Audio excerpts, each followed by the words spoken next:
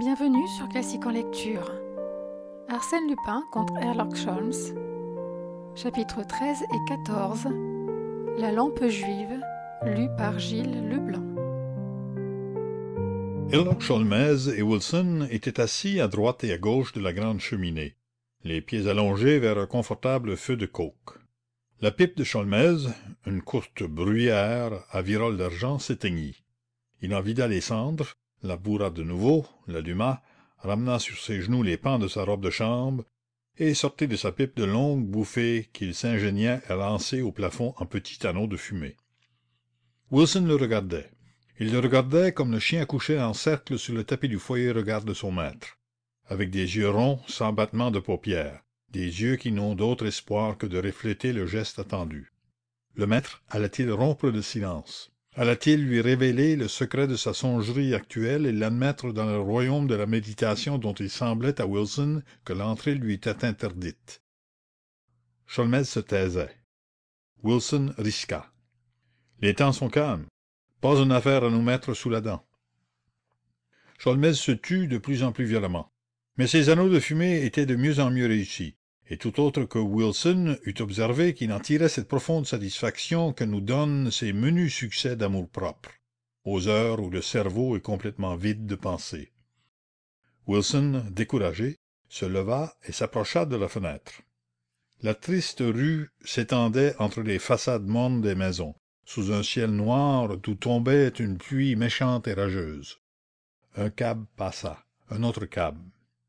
Wilson en inscrivit les numéros sur son calepin. Sait-on jamais? « Tiens !» s'écria-t-il, « le facteur !» L'homme entra, conduit par le domestique. « 2 lettres recommandées, monsieur. Si vous voulez signer. » Sholmès signa le registre, accompagna l'homme jusqu'à la porte et revint tout en décachetant l'une des lettres.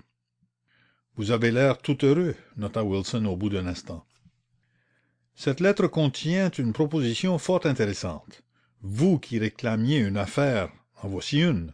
Lisez. » Wilson lut. « Monsieur, je viens vous demander le secours de votre expérience. J'ai été victime d'un vol important, et les recherches effectuées jusqu'ici semblent pas devoir aboutir. Je vous envoie par ce courrier un certain nombre de journaux qui vous renseigneront sur cette affaire.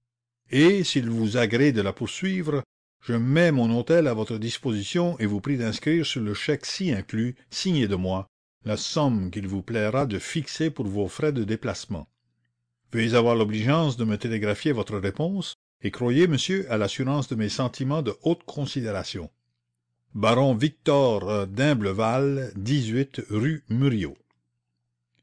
Hé, fit Sholmès, voilà qui s'annonce à merveille. Un petit voyage à Paris. Ma foi, pourquoi pas? Depuis mon fameux duel avec Arsène Lupin, je n'ai pas eu l'occasion d'y retourner. Je ne serais pas fâché de voir la capitale du monde dans des conditions un peu plus tranquilles.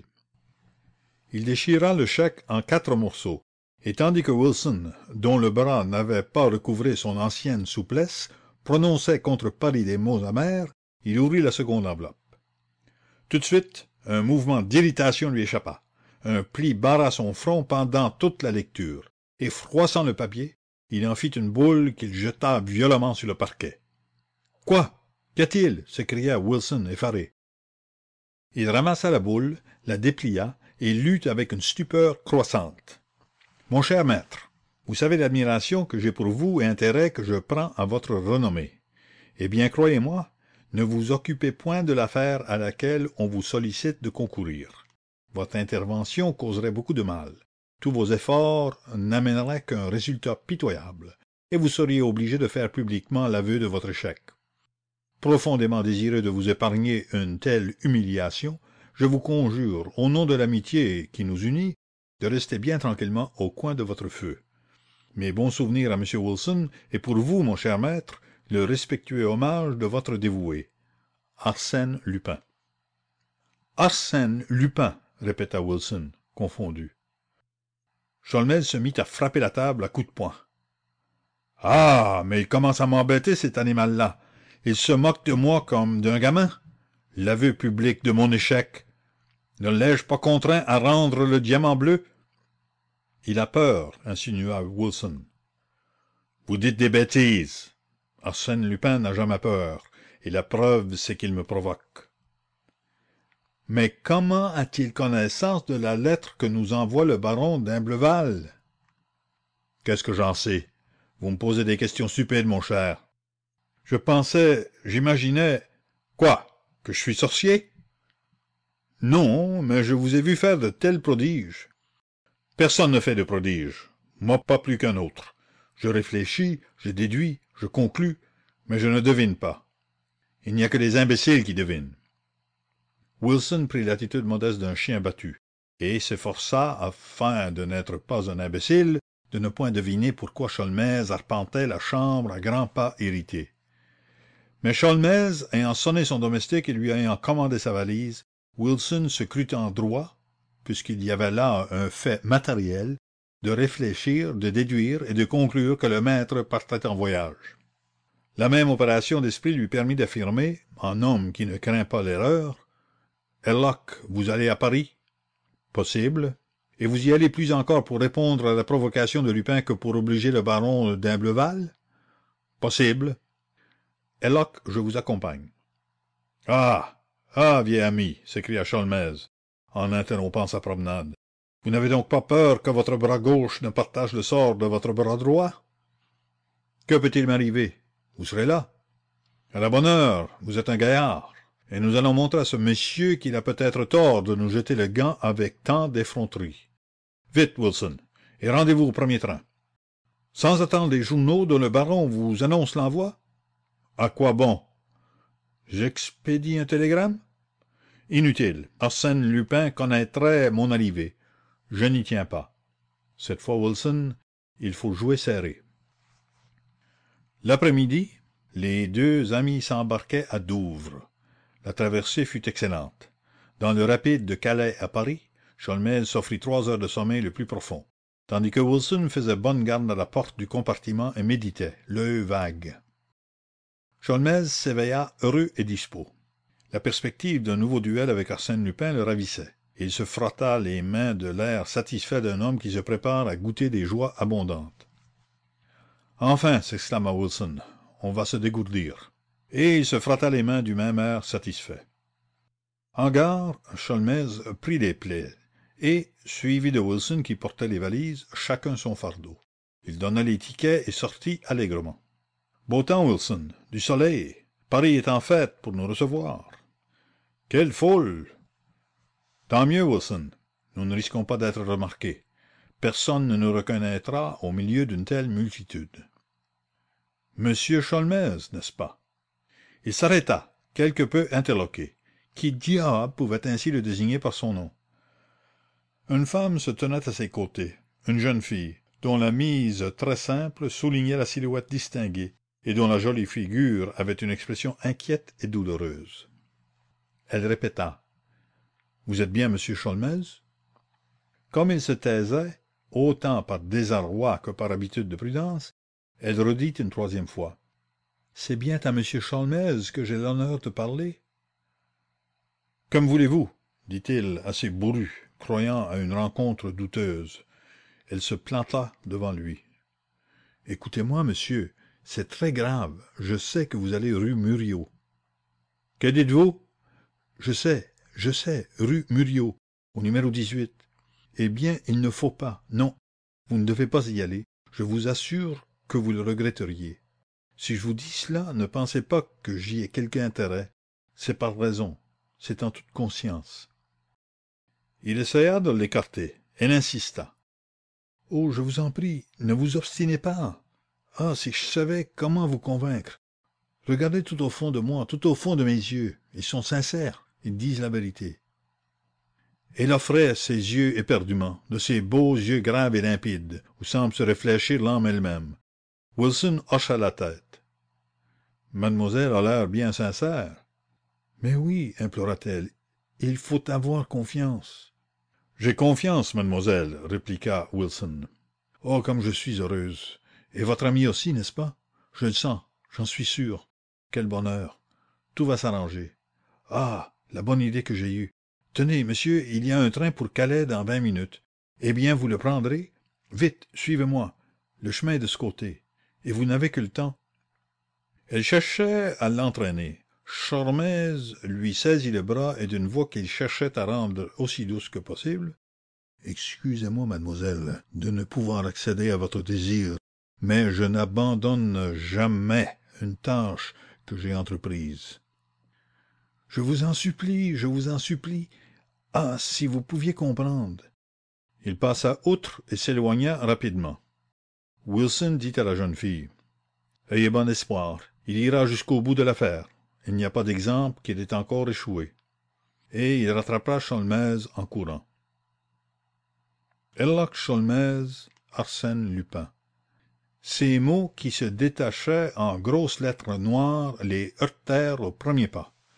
Ils s'approchèrent. Une théorie d'hommes sandwich déambulait les uns derrière les autres, portant à la main de lourdes cannes ferrées dont ils frappaient le trottoir en cadence, et sur le dos d'énormes affiches où l'on pouvait lire: le match Herlock Sholmès Arsène Lupin. Arrivée du champion anglais. Le grand détective s'attaque au mystère de la rue Muriot.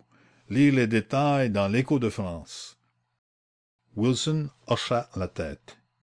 Dis donc, Herlock, nous qui nous flattions de travailler incognito, je ne serais pas étonné que la garde républicaine nous attendît rue Muriot, et qu'il y eût réception officielle, avec toast et champagne. Quand vous vous mettez à avoir de l'esprit, Wilson, vous en valez deux, grinça Sholmès. Il s'avança vers l'un de ces hommes avec l'intention très nette de le prendre entre ses mains puissantes et de le réduire en miettes, lui et son placard. La foule cependant s'attroupait autour des affiches. On plaisantait et l'on riait. Réprimant un furieux accès de rage, il dit à l'homme: « Quand vous a-t-on embauché? »« Ce matin. »« Vous avez commencé votre promenade? »« Il y a 1 heure. »« Mais les affiches étaient prêtes? » Ah, dame, oui. Lorsque nous sommes venus ce matin à l'agence, elles étaient là. Ainsi donc, Arsène Lupin avait prévu que lui, Sholmès, accepterait la bataille. Bien plus, la lettre écrite par Lupin prouvait qu'il désirait cette bataille, et qu'il entrait dans ses plans de se mesurer une fois de plus avec son rival. Pourquoi? Quel motif le poussait à recommencer la lutte? Herlock eut une seconde d'hésitation. Il fallait vraiment que Lupin fût bien sûr de la victoire pour montrer tant d'insolence, et n'était-ce pas tomber dans le piège que d'accourir ainsi au premier appel? « Allons-y, Wilson. Cochez 18 rue Muriot, s'écria-t-il en un réveil d'énergie. Et les veines gonflées, les poings serrés comme s'il allait se livrer à un assaut de boxe, il sauta dans une voiture. La rue Muriot est bordée de luxueux hôtels particuliers dont la façade postérieure a vue sur le parc Monceau. Une des plus belles parmi ces demeures s'élève au numéro 18, et le baron d'Imbleval, qui l'habite avec sa femme et ses enfants, l'a meublée de la façon la plus somptueuse, en artiste et en millionnaire. Une cour d'honneur précède l'hôtel, et des communs le bordent à droite et à gauche. En arrière, un jardin mêle les branches de ces arbres aux arbres du parc. Après avoir sonné, les 2 Anglais franchirent la cour et furent reçus par un valet de pied qui les conduisit dans un petit salon situé sur l'autre façade. Ils s'assirent et inspectèrent d'un coup d'œil rapide les objets précieux qui encombraient ce boudoir. « De jolies choses, » murmura Wilson, « du goût et de la fantaisie.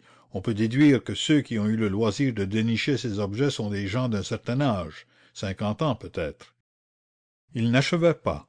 La porte s'était ouverte, et M. d'Imbleval entrait, suivi de sa femme. Contrairement aux déductions de Wilson, ils étaient tous deux jeunes, de tournure élégante, et très vifs d'allure et de parole. Tous deux, ils se confondirent en remerciements. « C'est trop gentil à vous, un pareil dérangement. Nous sommes presque heureux de l'ennui qui nous arrive, puisque cela nous procure le plaisir. » Quel charmeur que ces Français, pensa Wilson, qu'une observation profonde n'effrayait pas. Mais là-dedans et de l'argent, s'écria le baron, le vôtre surtout, monsieur Sholmès. Aussi droit au but. Que pensez-vous de l'affaire? Espérez-vous la mener à bien? Pour la mener à bien, il faudrait d'abord la connaître. Vous ne la connaissez pas? Non, et je vous prie de m'expliquer les choses par le menu et sans rien omettre. De quoi s'agit-il? Il s'agit d'un vol. Quel jour a-t-il eu lieu? Samedi dernier, répliqua le baron, dans la nuit de samedi à dimanche. Il y a donc 6 jours. Maintenant, je vous écoute. Il faut dire d'abord, monsieur, que ma femme et moi, tout en nous conformant au genre de vie qu'exige notre situation, nous sortons peu. L'éducation de nos enfants, quelques réceptions et l'embellissement de notre intérieur, voilà notre existence, et toutes nos soirées, ou à peu près, s'écoulent ici, dans cette pièce qui est le boudoir de ma femme et où nous avons réuni quelques objets d'art. Samedi dernier donc, vers 11 heures, j'éteignis l'électricité et, ma femme et moi, nous nous retirâmes comme d'habitude dans notre chambre, qui se trouve à côté, cette porte que vous voyez. Le lendemain, c'est-à-dire dimanche, je me levai de bonne heure. Comme Suzanne, ma femme, dormait encore, je passai dans ce boudoir aussi doucement que possible pour ne pas la réveiller. Quel fut mon étonnement en constatant que cette fenêtre était ouverte alors que, la veille au soir, nous l'avions laissée fermée. Un domestique?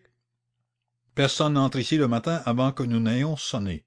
Du reste, je prends toujours la précaution de pousser le verrou de cette seconde porte, laquelle communique avec l'antichambre. Donc la fenêtre avait bien été ouverte du dehors.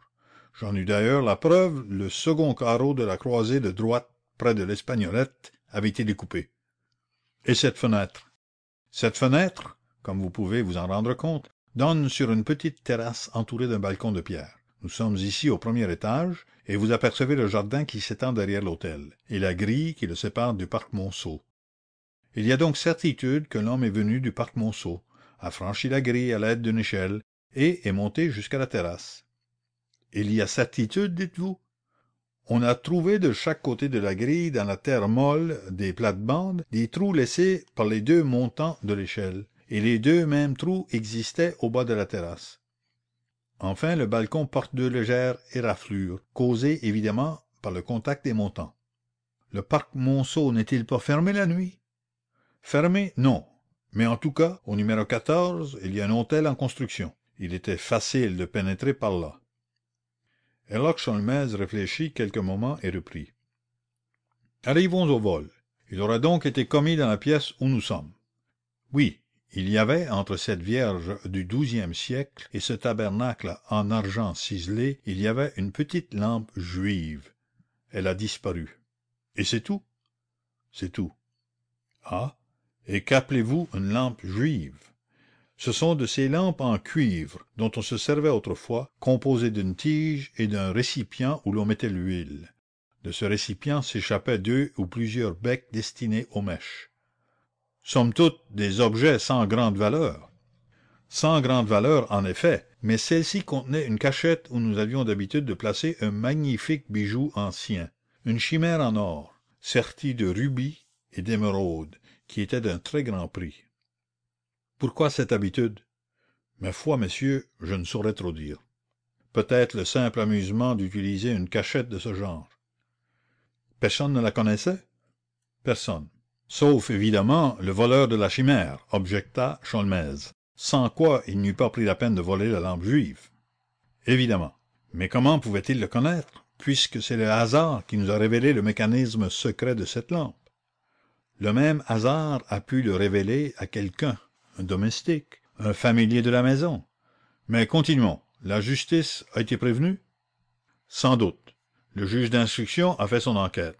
Les chroniqueurs détectives attachés à chacun des grands journaux ont fait la leur. Mais, ainsi que je vous l'ai écrit, il ne semble pas que le problème ait la moindre chance d'être jamais résolu. Sholmès se leva, se dirigea vers la fenêtre, examina la croisée, la terrasse, le balcon, se servit de sa loupe pour étudier les 2 éraflures de la pierre et pria M. d'Imblevalle de le conduire dans le jardin. Dehors, Sholmès s'assit tout simplement sur un fauteuil d'osier et regarda le toit de la maison d'un œil rêveur. Puis il marcha soudain vers 2 petites caissettes en bois avec lesquelles on avait recouvert, afin d'en conserver l'empreinte exacte, les trous laissés au pied de la terrasse par les montants de l'échelle. Il enleva les caissettes, se mit à genoux sur le sol, et le dos rond, le nez à 20 centimètres du sol, il scruta, prit des mesures. Même opération le long de la grille, mais moins longue. C'était fini. Tous deux s'en retournèrent au boudoir où les attendait madame d'Imblevalle. Sholmès garda le silence quelques minutes encore, puis prononça ces paroles. Dès le début de votre récit, monsieur le baron, j'ai été frappé par le côté vraiment trop simple de l'agression. Appliquer une échelle, couper un carreau, choisir un objet et s'en aller, non. Les choses ne se passent pas aussi facilement. Tout cela est trop clair, trop net. De sorte que le vol de la lampe juive a été commis sous la direction d'Arsène Lupin. Arsène Lupin! S'exclama le baron. Mais il a été commis en dehors de lui, sans que personne entrât dans cet hôtel. Un domestique peut-être qui sera descendu de sa mansarde sur la terrasse, le long d'une gouttière que j'ai aperçue du jardin. Mais sur quelle preuve? Arsène Lupin ne serait pas sorti du boudoir les mains vides. Les mains vides? Et la lampe? Prendre la lampe ne l'eût pas empêché de prendre cette tabatière enrichie de diamants ou ce collier de vieille opale. Il lui suffisait de 2 gestes en plus. S'il ne les a pas accomplis, c'est qu'il ne l'a pas vu. Cependant, les traces relevées... Comédie. Mise en scène pour détourner les soupçons. Les éraflures de la balustrade? Mensonge. Elles ont été produites avec du papier de verre. Tenez, voici quelques brins de papier que j'ai recueillis. Les marques laissées par les montants de l'échelle?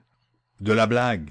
Examinez les 2 trous rectangulaires du bas de la terrasse et les 2 trous situés près de la grille. Leur forme est semblable, mais, parallèles ici, ils ne le sont plus là-bas. Mesurez la distance qui sépare chaque trou de son voisin. L'écart change selon l'endroit. Au pied de la terrasse, il est de 23 centimètres. Le long de la grille, il est de 28 centimètres. Et vous en concluez? J'en conclus, puisque leur forme est identique, que les 4 trous ont été faits à l'aide d'un seul et unique bout de bois convenablement taillé. Le meilleur argument serait ce bout de bois lui-même. Le voici, dit Sholmès. Je l'ai ramassé dans le jardin, sous la caisse d'un laurier. Le baron s'inclina. Il y avait 40 minutes que l'Anglais avait franchi le seuil de cette porte, et il ne restait plus rien de tout ce que l'on avait cru jusqu'ici sur le témoignage même des faits apparents. La réalité, une autre réalité, se dégageait, fondée sur quelque chose de beaucoup plus solide, le raisonnement d'un Herlock Sholmès. L'accusation que vous lancez contre notre personnel est bien grave, monsieur, dit la baronne. Nos domestiques sont d'anciens serviteurs de la famille, et aucun d'eux n'est capable de nous trahir.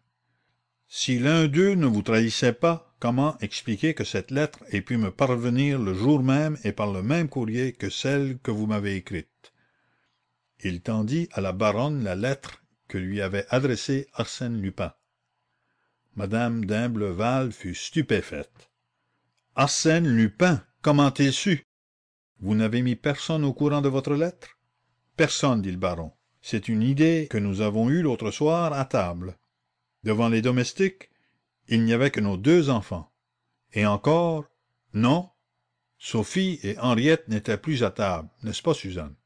Madame d'Imblevalle réfléchit et affirma: en effet, elles avaient rejoint mademoiselle. Mademoiselle? Interrogea Sholmès. La gouvernante, mademoiselle Alice Demun. Cette personne ne prend donc pas ses repas avec vous? Non, on la sert à part, dans sa chambre. Wilson eut une idée. La lettre écrite à mon ami Herlock Sholmès a été mise à la poste? Naturellement. Qui donc la porta? Dominique, mon valet de chambre depuis 20 ans, répondit le baron. Toute recherche de ce côté serait du temps perdu. On ne perd jamais son temps quand on cherche, dit Wilson, sentencieusement. La première enquête était terminée. Sholmès demanda la permission de se retirer. 1 heure plus tard, au dîner, il vit Sophie et Henriette, les 2 enfants des d'Imblevalle, 2 jolies fillettes de 8 et de 6 ans. On causa peu. Sholmès répondit aux amabilités du baron et de sa femme d'un air si rébarbatif qu'ils se résolurent au silence. On servit le café. Sholmès avala le contenu de sa tasse et se leva. À ce moment, un domestique entra, qui apportait un message téléphonique à son adresse. Il ouvrit et lut. Vous envoie mon admiration enthousiaste. Les résultats obtenus par vous en si peu de temps sont étourdissants. Je suis confondu. Arpin Lucenne. Il eut un geste d'agacement, et montrant la dépêche au baron: « Commencez-vous à croire, monsieur, que vos murs ont des yeux et des oreilles? » « Je n'y comprends rien, » murmura M. d'Imblevalle, abasourdi. « Moi non plus. Mais ce que je comprends, c'est que pas un mouvement ne se fait ici qui ne soit aperçu par lui, Pas un mot ne se prononce qu'il ne l'entende. Ce soir-là, Wilson se coucha avec la conscience légère d'un homme qui a rempli son devoir et qui n'a plus d'autre besogne que de s'endormir. Aussi s'endormit-il très vite, et de beaux rêves le visitèrent où il poursuivait Lupin à lui seul et se disposait à l'arrêter de sa propre main, et la sensation de cette poursuite était si nette qu'il se réveilla. Quelqu'un frôlait son lit. Il saisit son revolver. Un geste encore, Lupin, et je tire. Diable! Comme vous y allez, vieux camarade. Comment, c'est vous, Sholmès? Vous avez besoin de moi? J'ai besoin de vos yeux. Levez-vous. Il le mena vers la fenêtre. Regardez, de l'autre côté de la grille. Dans le parc? Oui. Vous ne voyez rien? Je ne vois rien. Si, vous voyez quelque chose. Ah, en effet, une ombre. Deux même. N'est-ce pas? Contre la grille. Tenez. Elle remue. Ne perdons pas de temps. À tâtons, en se tenant à la rampe, ils descendirent l'escalier et arrivèrent dans une pièce qui donnait sur le perron du jardin. À travers les vitres de la porte, ils aperçurent les deux silhouettes à la même place. « C'est curieux, dit Sholmès. Il me semble entendre du bruit dans la maison. »« Dans la maison? Impossible, tout le monde dort. Écoutez cependant. » À ce moment, un léger coup de sifflet vibra du côté de la grille. Ils aperçurent une vague lumière qui paraissait venir de l'hôtel. « Les d'Imblevalle ont dû allumer, » murmura Sholmès. « C'est leur chambre qui est au-dessus de nous. »« C'est eux sans doute que nous avons entendus, fit Wilson. Peut-être sont-ils en train de surveiller la grille. » Un second coup de sifflet, plus discret encore. « Je ne comprends pas. Je ne comprends pas, dit Sholmès, agacé. Moi non plus, confessa Wilson. Sholmès tourna la clé de la porte, ôta le verrou et poussa doucement le battant. Un troisième coup de sifflet, un peu plus fort celui-ci, et modulé d'autre sorte. Et au-dessus de leur tête, le bruit s'accentua, se précipita. On croirait plutôt que c'est sur la terrasse du boudoir, souffla Sholmès. Il passa la tête dans l'entrebâillement, mais aussitôt recula en étouffant un juron. À son tour, Wilson regarda. Tout près d'eux, une échelle se dressait contre le mur, appuyée au balcon de la terrasse. « Et parbleu, fit Sholmès, il y a quelqu'un dans le boudoir. Voilà ce qu'on entendait. Vite, enlevons l'échelle. » Mais à cet instant, une forme glissa du haut en bas, l'échelle fut enlevée, et l'homme qui la portait courut en toute hâte vers la grille, à l'endroit où l'attendaient ses complices. D'un bond, Sholmès et Wilson s'étaient élancés. Ils rejoignirent l'homme alors qu'il posait l'échelle contre la grille. De l'autre côté, deux coups de feu jaillirent. « Blessé? » cria Sholmès. « Non, » répondit Wilson. Il saisit l'homme par le corps et tenta de l'immobiliser. Mais l'homme se retourna, l'empoigna d'une main, et de l'autre lui plongea son couteau en pleine poitrine. Wilson exhala un soupir, vacilla et tomba. « Damnation !» hurla Sholmès. « Si on me l'a tué, je tue. » Il étendit Wilson sur la pelouse et se rua sur l'échelle. Trop tard, l'homme l'avait escaladé et, reçu par ses complices, s'enfuyait parmi les massifs. « Wilson, Wilson, ce n'est pas sérieux, hein? Une simple égratignure. » Les portes de l'hôtel s'ouvrirent brusquement. Le premier, M. d'Imblevalle, survint, puis des domestiques, munis de bougies. « Quoi? Qu'y a-t-il? » s'écria le baron. « Monsieur Wilson est blessé? »« Rien, une simple égratignure, » répéta Sholmès, cherchant à s'illusionner. Le sang coulait en abondance, et la face était livide. Le docteur, 20 minutes après, constata que la pointe du couteau s'était arrêtée à 4 millimètres du cœur. 4 millimètres du cœur. Ce Wilson a toujours eu de la chance, conclut Sholmès d'un ton d'envie. De la chance, grommela le docteur. Dame, avec sa robuste constitution, il en sera quitte pour 6 semaines de lit et 2 mois de convalescence. Pas davantage? Non, à moins de complications. Pourquoi diable voulez-vous qu'il y ait des complications? Pleinement rassuré, Sholmès rejoignit le baron au boudoir. Cette fois, le mystérieux visiteur n'y avait pas mis la même discrétion. Sans vergogne, il avait fait main basse sur la tabatière enrichie de diamants, sur le collier d'opale, et d'une façon générale sur tout ce qui pouvait prendre place dans les poches d'un honnête cambrioleur. La fenêtre était encore ouverte. Un des carreaux avait été proprement découpé et, au petit jour, une enquête sommaire, en établissant que l'échelle provenait de l'hôtel en construction, indiqua la voie que l'on avait suivie. Bref, dit M. d'Imblevalle avec une certaine ironie, c'est la répétition exacte du vol de la lampe juive. Oui, si l'on accepte la première version adoptée par la justice. Vous ne l'adoptez donc pas encore? Ce second vol n'ébranle pas votre opinion sur le premier? Il la confirme, monsieur. Est-ce croyable? Vous avez la preuve irréfutable que l'agression de cette nuit a été commise par quelqu'un du dehors, et vous persistez à soutenir que la lampe juive a été soustraite par quelqu'un de notre entourage? Par quelqu'un qui habite cet hôtel. Alors, comment expliquez-vous? Je n'explique rien, monsieur. Je constate deux faits qui n'ont l'un avec l'autre que des rapports d'apparence. Je les juge isolément et je cherche le lien qui les unit. Sa conviction semblait si profonde, ses façons d'agir fondées sur des motifs si puissants que le baron s'inclina. Soit. Nous allons prévenir le commissaire. À aucun prix, s'écria vivement l'Anglais, à aucun prix. J'entends ne m'adresser à ces gens que quand j'ai besoin d'eux. Cependant, les coups de feu, il n'importe. Votre ami? Mon ami n'est que blessé. Obtenez que le docteur se taise. Moi, je réponds de tout du côté de la justice. 2 jours s'écoulèrent, vides d'incidents, mais où Sholmès poursuivit sa besogne avec un soin minutieux et un amour-propre qu'exaspérait le souvenir de cette audacieuse agression, exécutée sous ses yeux, en dépit de sa présence, et sans qu'il en pût empêcher le succès. Infatigable, il fouilla l'hôtel et le jardin, s'entretint avec les domestiques et fit de longues stations à la cuisine et à l'écurie. Et bien qu'il ne recueillît aucun indice qui l'éclairât, il ne perdait pas courage. « Je trouverai », pensa-t-il, « et c'est ici que je trouverai. Il ne s'agit pas, comme dans l'affaire de la dame blonde, de marcher à l'aventure et d'atteindre, par des chemins que j'ignorais, un but que je ne connaissais pas. Cette fois, je suis sur le terrain même de la bataille. L'ennemi n'est plus seulement l'insaisissable et invisible Lupin, c'est le complice en chair et en os qui vit et qui se meut dans les bornes de cet hôtel. Le moindre petit détail et je suis fixé.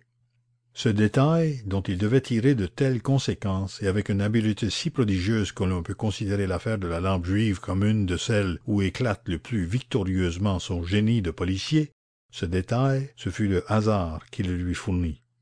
L'après-midi du 3e jour, comme il entrait dans une pièce située au-dessus du boudoir et qui servait de salle d'étude aux enfants, il trouva Henriette, la plus petite des sœurs. Elle cherchait ses ciseaux. « Tu sais, dit-elle à Sholmès, j'en fais aussi des papiers comme celui que tu as reçu l'autre soir. »« L'autre soir? » ?»« Oui, à la fin du dîner. Tu as reçu un papier avec des bandes dessus. Tu sais, un télégramme. Eh bien, j'en fais aussi, moi. » Elle sortit. Pour tout autre, ces paroles n'eussent rien signifié que l'insignifiante réflexion d'un enfant, et Sholmès, lui-même, les écouta d'une oreille distraite et continua son inspection. Mais tout à coup, il se mit à courir après l'enfant dont la dernière phrase le frappait subitement. Il la rattrapa au haut de l'escalier et lui dit « Alors, toi aussi, tu colles des bandes sur papier ?» Henriette, très fière, déclara « Mais oui, je découpe des mots et je les colle. » « Et qui t'a montré ce petit jeu? »« Mademoiselle, ma gouvernante. Je lui en ai vu faire autant. Elle prend des mots sur des journaux et les colle. »« Et qu'est-ce qu'elle en fait? »« Des télégrammes, des lettres qu'elle envoie. » Herlock Sholmès rentra dans la salle d'études, singulièrement intrigué par cette confidence et s'efforçant d'en extraire les déductions qu'elle comportait. Des journaux, il y en avait un paquet sur la cheminée. Il les déplia, et vit en effet des groupes de mots ou des lignes qui manquaient, régulièrement et proprement enlevés. Mais il lui suffit de lire les mots qui précédaient ou qui suivaient pour constater que les mots qui manquaient avaient été découpés au hasard des ciseaux, par Henriette, évidemment. Il se pouvait que, dans la liasse des journaux, il y en eût un que mademoiselle eût découpé elle-même. Mais comment s'en assurer? Machinalement, Herlock feuilleta les livres de classe empilés sur la table, puis d'autres qui reposaient sur les rayons d'un placard, et soudain il eut un cri de joie. Dans un coin de ce placard, sous de vieux cahiers amoncelés, il avait trouvé un album pour enfants, un alphabet orné d'images, et à l'une des pages de cet album, un vide lui était apparu. Il vérifia. C'était la nomenclature des jours de la semaine. Lundi, mardi, mercredi, etc. Le mot samedi manquait. Or, le vol de la lampe juive avait eu lieu dans la nuit d'un samedi. Herlock éprouva ce petit serrement du cœur qui lui annonçait toujours, de la manière la plus nette, qu'il avait touché au nœud même d'une intrigue. Cette étreinte de la vérité, cette émotion de la certitude ne le trompaient jamais. Fiévreux et confiant, il s'empressa de feuilleter l'album. Un peu plus loin, une autre surprise l'attendait. C'était une page composée de lettres majuscules, suivies d'une ligne de chiffres. 9 de ces lettres et 3 de ces chiffres avaient été enlevés soigneusement. Sholmès les inscrivit sur son carnet, dans l'ordre qui l'eût occupé, et obtint le résultat suivant. C-D-E-H-N-O-P-R-Z 2-3-7. Fichtre, murmura-t-il. À première vue, cela ne signifie pas grand-chose. Pouvait-on, en mêlant ces lettres et en les employant toutes, former un ou deux ou trois mots complets? Sholmès le tenta vainement. Une seule solution s'imposait à lui, qui lui revenait sans cesse sous son crayon, et qui, à la longue, lui parut la véritable, aussi bien parce qu'elle correspondait à la logique des faits que parce qu'elle s'accordait avec les circonstances générales. Étant donné que la page de l'album ne comportait qu'une seule fois chacune des lettres de l'alphabet, il était probable, il était certain qu'on se trouvait en présence de mots incomplets et que ces mots avaient été complétés par des lettres empruntées à d'autres pages. Dans ces conditions, et sauf erreur, l'énigme se posait ainsi. Répond R-E-P-O-N-D.Z C-H 2-3-7. Le premier mot était clair. Répondez. Un E manquant parce que la lettre E, déjà employée, n'était plus disponible. Quant au second mot inachevé, il formait indubitablement avec le nombre 237, l'adresse que donnait l'expéditeur au destinataire de la lettre. On proposait d'abord de fixer le jour au samedi et l'on demandait une réponse à l'adresse ch.237. Ou bien ch.237 était une formule de poste restante, ou bien les lettres ch faisaient partie d'un mot incomplet. Sholmès feuilleta l'album. Aucune autre découpure n'avait été effectuée dans les pages suivantes. Il fallait donc, jusqu'à nouvel ordre, s'en tenir à l'explication trouvée. C'est amusant, n'est-ce pas? Henriette était revenue. Il répondit. Si, c'est amusant. Seulement, tu n'as pas d'autres papiers? Ou bien des mots déjà découpés et que je pourrais coller? Des papiers? Non. Et puis, mademoiselle ne serait pas contente. Mademoiselle? Oui, elle m'a déjà grondé. Pourquoi? Parce que je vous ai dit des choses, et qu'elle dit qu'on ne doit jamais dire des choses sur ceux qu'on aime bien. Tu as absolument raison. Henriette sembla ravie de l'approbation, tellement ravie qu'elle tira d'un menu sac de toile, épinglé à sa robe, quelques loques, 3 boutons, 2 morceaux de sucre, et finalement un carré de papier qu'elle tendit à Sholmès. Tiens, je te le donne tout de même. C'était un numéro de fiacre, le 8279. D'où vient-il, ce numéro? Il est tombé de son porte-monnaie. Quand? Dimanche, à la messe, comme elle prenait des sous pour la quête. Parfait. Et maintenant, je vais te donner le moyen de ne pas être grondé. Ne dis pas à mademoiselle que tu m'as vu.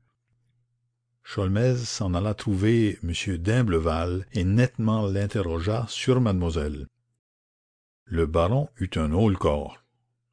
Alice de moi? Est-ce que vous penseriez?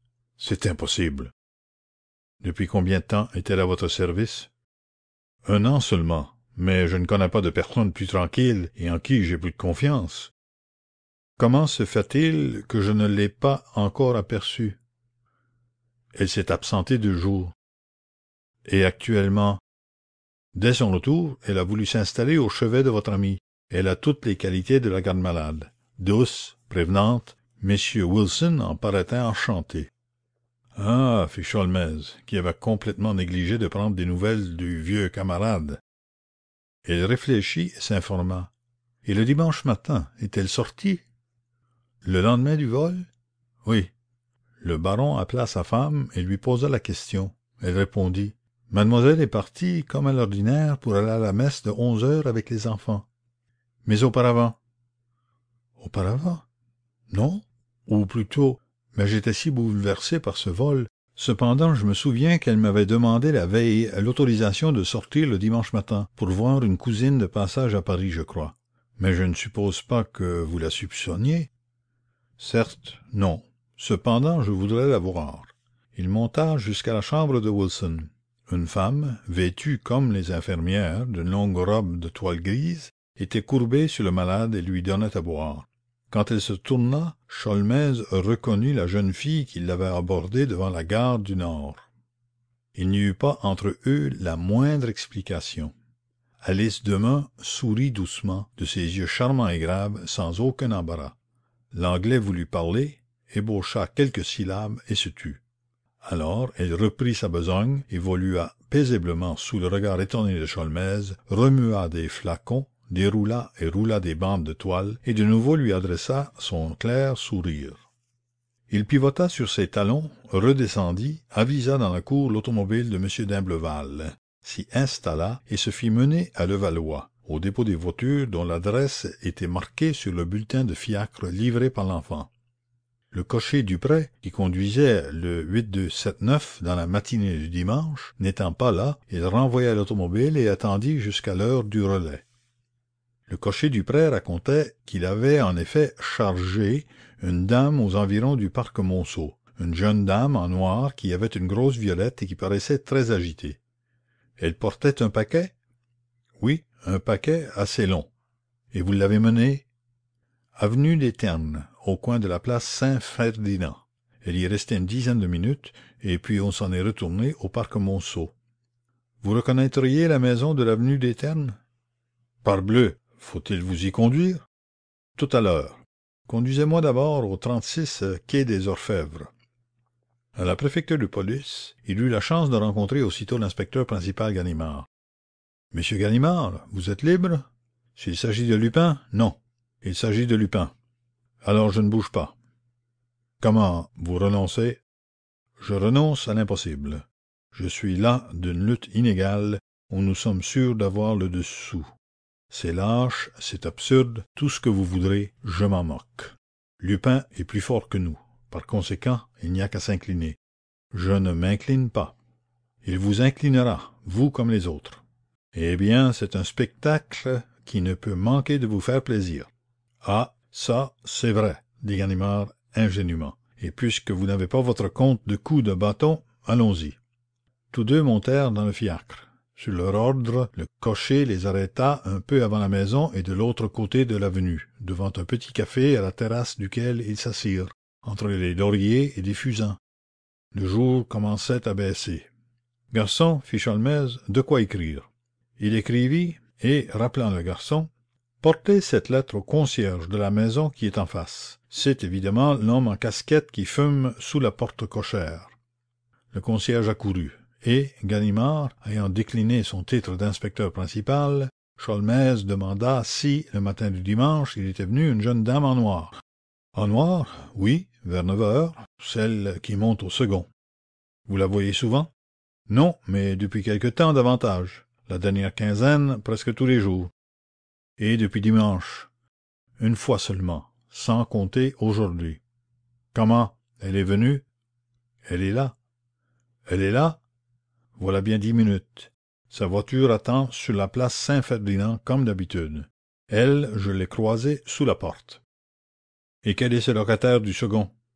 Il y en a deux, une modiste, mademoiselle Langeais, et un monsieur qui a loué 2 chambres meublées depuis 1 mois sous le nom de Bresson. Pourquoi dites-vous sous le nom? Une idée à moi que c'est un nom d'emprunt. Ma femme fait son ménage. Eh bien, il n'y a pas 2 chemises avec les mêmes initiales. Comment vit-il? Oh, dehors presque. Les 3 jours, il ne rentre pas chez lui. Est-il rentré dans la nuit de samedi à dimanche?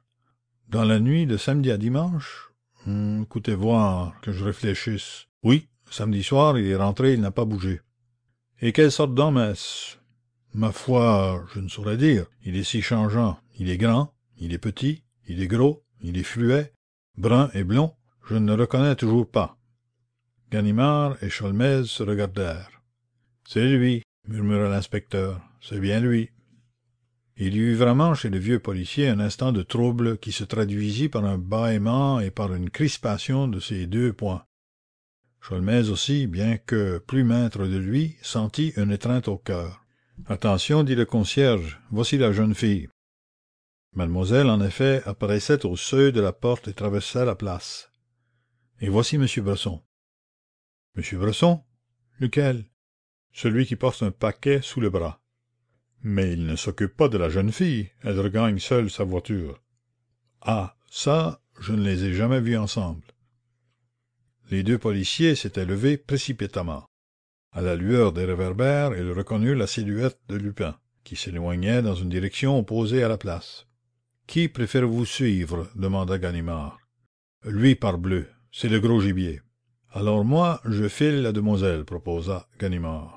« Non, non, » dit vivement l'Anglais, qui ne voulait rien dévoiler de l'affaire à Ganimard. « La demoiselle, je sais où la retrouver. Ne me quittez pas. » À distance, et en utilisant l'abri momentané des passants et des kiosques, ils se mirent à la poursuite de Lupin. Poursuite facile d'ailleurs, car il ne se retournait pas et marchait rapidement, avec une légère claudication de la jambe droite, si légère qu'il fallait l'œil exercé d'un observateur pour l'apercevoir. Ganimard dit: « Il fait semblant de boiter. » Et il reprit: « Ah, si l'on pouvait ramasser 2 ou 3 agents et sauter sur notre individu, nous risquons de le perdre. » Mais aucun agent ne se montra avant la porte des Ternes, et, les fortifications franchies, il ne devait plus escompter le moindre secours. « Séparons-nous, » dit Sholmès. « L'endroit est désert. » C'était le boulevard Victor-Hugo. Chacun d'eux prit un trottoir et s'avança selon la ligne des arbres. Ils allèrent ainsi pendant 20 minutes, jusqu'au moment où Lupin tourna sur la gauche et longea la Seine. Là, ils aperçurent Lupin qui descendait au bord du fleuve. Il y resta quelques secondes sans qu'il leur fût possible de distinguer ses gestes, puis il remonta la berge et revint sur ses pas. Ils se collèrent contre les piliers d'une grille. Lupin passa devant eux. Il n'avait plus de paquet. Et comme il s'éloignait, un autre individu se détacha d'une encoignure de maison et se glissa entre les arbres. Sholmès dit à voix basse: « Il a l'air de le suivre aussi, celui-là. »« Oui, il me semblait déjà le voir en allant. » La chasse recommença, mais compliquée par la présence de cet individu. Lupin reprit le même chemin, traversa de nouveau la porte des Ternes et rentra dans la maison de la place Saint-Ferdinand. Le concierge fermait lorsque Ganimard se présentait. « Vous l'avez vu, n'est-ce pas? »« Oui, j'éteignais le gaz de l'escalier. Il a poussé le verrou de sa porte. »« Il n'y a personne avec lui? »« Personne. Aucun domestique. Il ne mange jamais ici. »« Il n'existe pas d'escalier de service? » Non. Ganimard dit à Sholmès: « Le plus simple est que je m'installe à la porte même de Lupin, tandis que vous allez chercher le commissaire de police de la rue de Mours. Je vais vous donner un mot. » Sholmès objecta: « Et s'il s'échappe pendant ce temps? »« Puisque je reste. » « 1 contre 1, la lutte est inégale avec lui. Je ne puis pourtant pas forcer son domicile. Je n'en ai pas le droit, la nuit surtout. » Sholmès haussa les épaules. « Quand vous aurez arrêté Lupin, on ne vous chicanera pas sur les conditions de l'arrestation. D'ailleurs quoi, il s'agit tout au plus de sonner. Nous verrons alors ce qui se passera. » Ils montèrent. Une porte à 2 battants s'offrait à gauche du palier. Ganimard sonna. Aucun bruit. Il sonna de nouveau. Personne. « Entrons, » murmura Sholmès. « Oui, allons-y. » Pourtant ils demeurèrent immobiles, l'air irrésolu, comme des gens qui hésitent au moment d'accomplir un acte décisif. Ils redoutaient d'agir, et il leur semblait soudain impossible qu'Arsène Lupin fût là, si près d'eux, derrière cette cloison fragile qu'un coup de poing pouvait abattre. L'un et l'autre, ils le connaissaient trop, le diabolique personnage, pour admettre qu'il se laissât pincer aussi stupidement. Non, non, 1000 fois non, il n'était plus là. Par les maisons contiguës, par les toits, par telle issue convenablement préparée, il avait dû s'évader, et une fois de plus, c'est l'ombre seule de Lupin qu'on allait étreindre. Ils frissonnèrent. Un bruit imperceptible, qui venait de l'autre côté de la porte, avait comme effleuré le silence, et ils eurent l'impression, la certitude que tout de même il était là, séparés d'eux par la mince cloison de bois, et qu'il les écoutait, qu'il les entendait. Que faire? La situation était tragique. Malgré leur sang-froid de vieux routiers de police, une telle émotion les bouleversait qu'ils s'imaginaient percevoir les battements de leur cœur.